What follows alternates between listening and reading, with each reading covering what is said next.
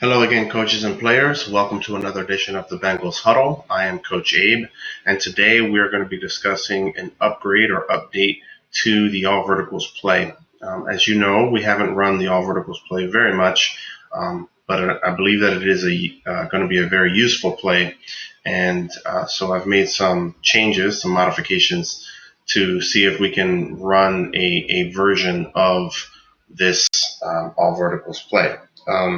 By definition, this isn't necessarily an all verticals play because, as you can see here, the two wideouts, red and black, those guys are running fly patterns, okay?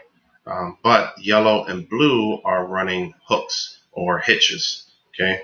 So it's not an all verticals per se, but this is something that this change I really feel like is going to help us down the road because to the defense at the beginning of the play, it sure looks like an all verticals, all right? So just real quick, some of the changes that I made. We'll start with the formation. Okay, usually when we run out of our base formation, the slot receivers are right in between the snapper and the wideout. Okay, they're right in between them. As you can see on both sides, the slot receiver is lined up wide. He's real close to the wide receiver. Okay, and of course the wide receiver is about 2 to 3 steps in from the sideline. All right, so these guys are really close. They should be able to touch hands on both sides of the formation. Okay, and the reason we do that is because we want to open up space in the middle of the field. We want all this space for the slot receivers to be able to play around with. Okay, so that's the reason that we push the slots out. All right. The other change in the formation here is, as you can see, the running back is lined up behind or as wide as the wide receiver on the left side of the formation. Okay, and the reason for that is because with the timing of this play, what we want to happen by the time the referee gets to about 4.5 or 5 seconds in his count is we want this running back to be right about here, 4.5 to 5 seconds into the play, ready for Dave to dump it off to him. Okay, far into the flat on the sideline, and with lead blockers out in front in case we need to dump it off to him. Okay. Now, talking about the routes on this play, like I said, you can see the changes here. Instead of all verticals where 4 guys are running fly patterns, you've got only 2 guys running fly patterns, and our slot receivers are running hitches or hooks. Okay, and they're running back into the middle of the field. Okay. Now, the way this should work is when you're running your route, slot receivers, you should be getting, you should release at the snap, count 1 Mississippi, 2 Mississippi, 3, then break. Break back towards the ball, okay? So that's the way that your count should work. We're not going to do this based off of yardage. We're not going to do this based off of pretty much anything else except for a count.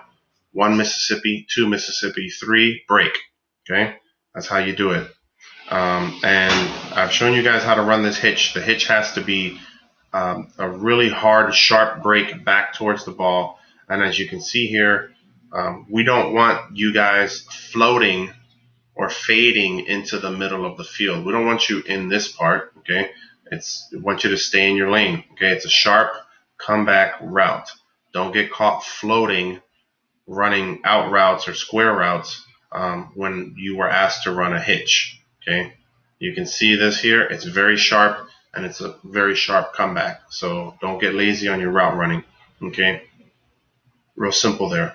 Also, the snapper, big change from the all verticals play, the old one.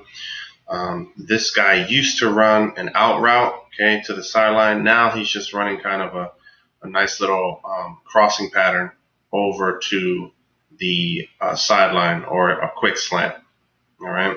And this spot just indicates, we want you to stay here. We don't want you to float around, like get any deeper or get lost into this area here behind the linebackers.